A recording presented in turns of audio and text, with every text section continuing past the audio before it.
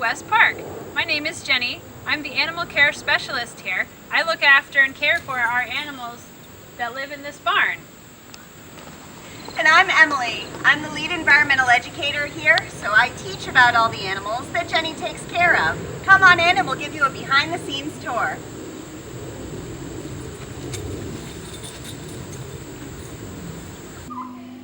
Welcome to the inside of our barn. I'm going to start with these guys because you'll probably hear them throughout the rest of our tour in the background. He's pretty upset with me standing right here. This is our Tom turkey, and here's our hen, and I'm going to move out of the way just so he calms down a bit. Well, she's doing it right now. So these two birds are definitely an item. We have our male who's very protective of the female, and their pen right now is a particular mess because they're molting. They're shedding not only these great big feathers, but they're also shedding these little fluffy ones that you don't usually see that are hiding underneath, and they're getting ready for the change of seasons. So let's give these guys a snack. What do you think? They're getting some really good seeds and corn, and we'll let them be by themselves.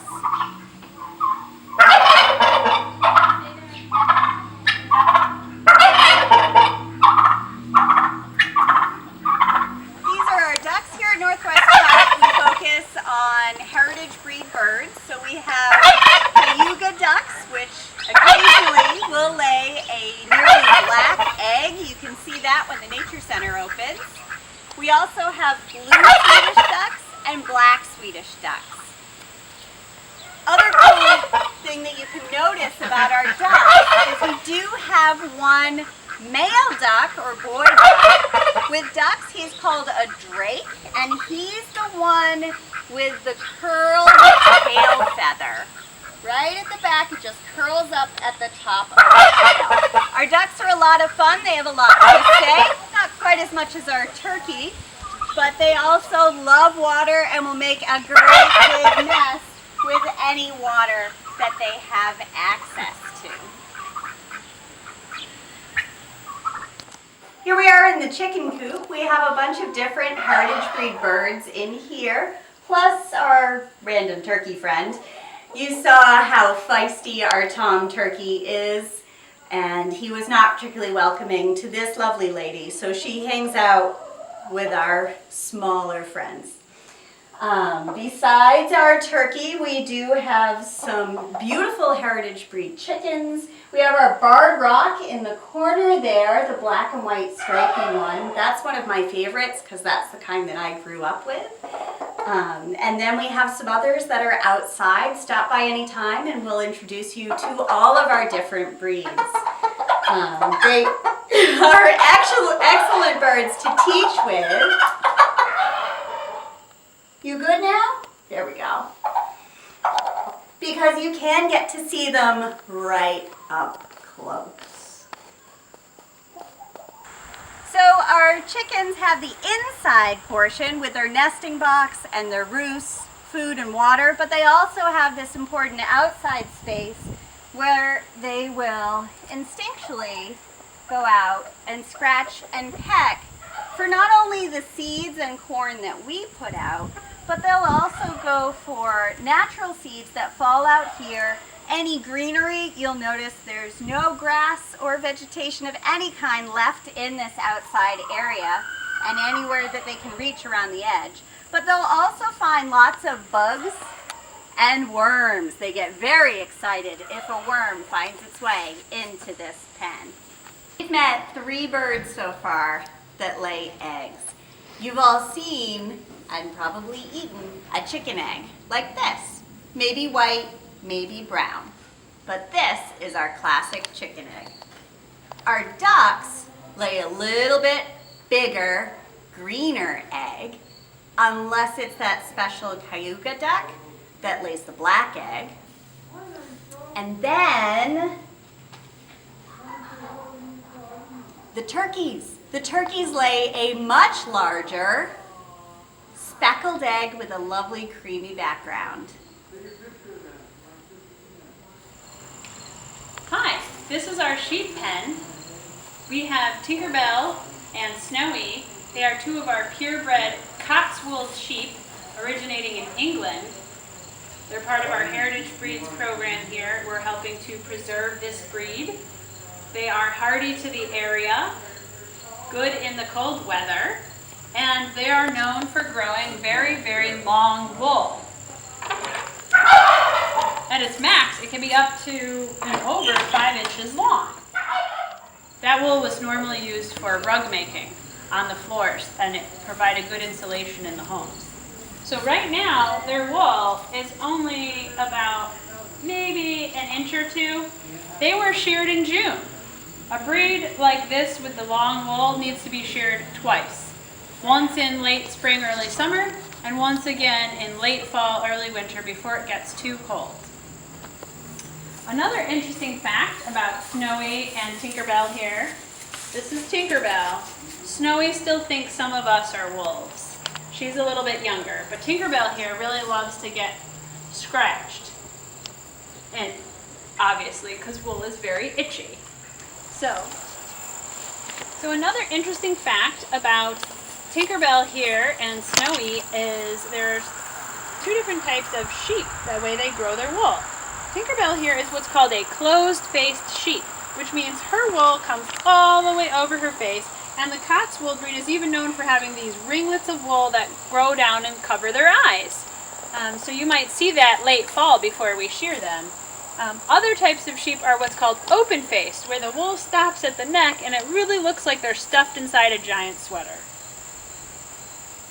Here's the fleece I mentioned earlier from Snowy and Tinkerbell from our most recent shearing. So as you can see, it's all crinkly, it's very long when you stretch it out, and this was the part that was closest to their body because it's the cleaner portion, and this portion is the more soiled portion. So you would wind up washing this wool after you've picked off the very dirty parts. And it goes through a whole process into yarn and then eventually sweaters or lots of other things that you would make with yarn. Part of caring for the animals here is learning about the different types of hay and bedding that they need to stay healthy and happy. So right here we have what's called a round bale of hay. They're very heavy. They're rolled up out in the field after the hay cures. And this is mostly what's called first cutting hay, which happens after the winter and the grass grows back in through spring. The farmers cut for the first time that year and make this type of hay. And we like to feed that to the mules and the donkey. And the cows also enjoy it. Then we have a square bale of hay, and this is very nice grass hay. It's green, it smells fresh, even though it's dried and preserved. This is second cutting hay that the sheep and the goats enjoy more. And this is straw. Now you'll note that this is very yellow. Some people think that straw and hay is the same thing. It's not. It's a different process of how to get straw in a different part of the plant in its maturation cycle, depending on what type of straw the farmer is making. And this is very good for bedding, especially for sheep when they need to keep their fleece clean. Welcome to our goat pen, where we have our twins. These are Oberhasli breed goats. They are about 1.5 years old right now, brothers, also wethers. This is Weston and Obi. Obi has the blue collar, and Weston has the red collar. Otherwise, it's very difficult to tell them apart. Although I did recently notice that Obi has a white spot on his tail. Otherwise, I believe they're identical. So they've been living here since they were about 3 months old. They're doing really well. They are not full grown yet. That will happen in another year or 2. And they really enjoy the second cut hay, and they get very itchy. They like to be scratched. And if you call their names, they tend to come visit you at the fence, as do the sheep and the donkey. So they are ruminants, similar to the sheep and the cows, meaning they have 4 stomachs. And they're very, very curious. More similar to deer than they are to sheep because they like to stand up and browse and sample bark and twigs, as you can see Obi doing right now. They also lose their baby teeth just like human children do. And right now they have lost the middle 2 teeth and grown in their adult teeth. And next year they'll lose the tiny, tiny side teeth. Can I see your teeth, please? Yeah, I know. This breed of goat naturally is horned, but most goat owners do a process what's called disbudding. Most goat owners do a process called disbudding when they're very young, which just prevents the horns from growing in. That keeps the goats safer from injuring each other, injuring the handler, or getting stuck in any fences and causing more trouble and damage to themselves or the fencing. This breed is also hardy to this area. They have good parasite tolerance. They can handle a lot of various kinds of vegetation, and they are cold hardy. So this is an older breed of goat originally coming from Switzerland.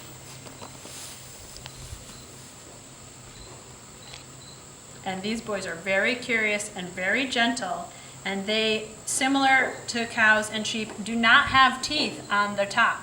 They have the teeth on the bottom, in the front. In the back, they have the big grinding molars. This is Cisco. Everybody loves Cisco. He's our big star here at Northwest Park. You call his name, he'll generally come over to the fence, and sometimes he can be seen playing with one of his many jolly balls out in his pasture. And sometimes he runs around having what's called the zoomies. He gets very excited and loves to play, and loves all of the visitors. So he's been at the park for quite a number of years. That's why he's so popular and well loved. And donkeys were typically used as herd protectors for flocks of sheep and goats. They're great defenders against predators, and they are also used to carry heavy loads and help basically on a farm, doing lots of farm work. But you don't have to do any work, I know. You don't have to do any work here. You're just educate the public on how awesome donkeys are. Farm work requires a lot of dedication and hard work, and it takes a lot of time. It's definitely a worthwhile job and endeavor to learn about and care for our animal friends who give us so much of their lives. So, mostly the animal barn is run by a very dedicated team of volunteers. They take care of our evening chores and our weekend chores. And we're always looking for new interested folks to come by, fill out an application, and join our volunteering team.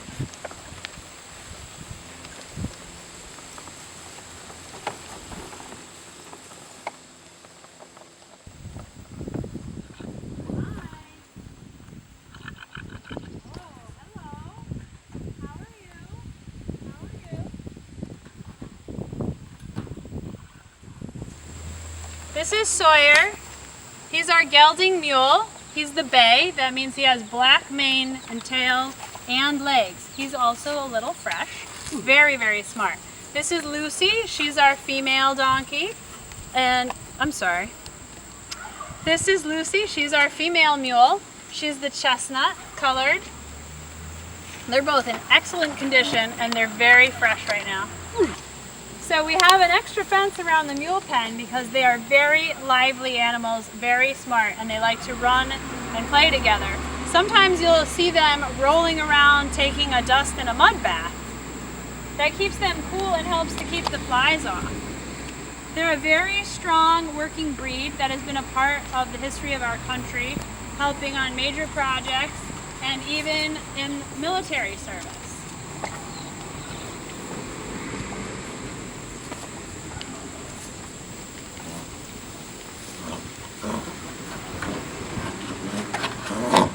Here we go, Sawyer. Here's your breakfast. Here's your breakfast. Lucy, are you ready for breakfast? Here it comes. Here it comes. There you go.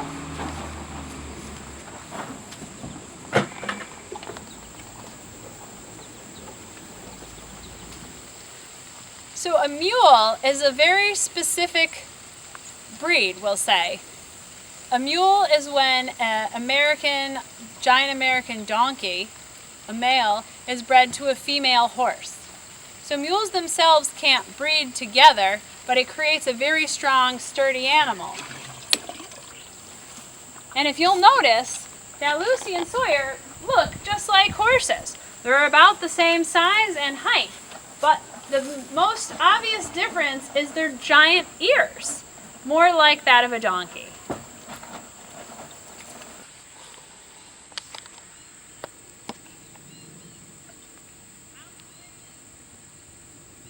Here's our two cows. This is Strawberry. She's been at the park since she was a baby.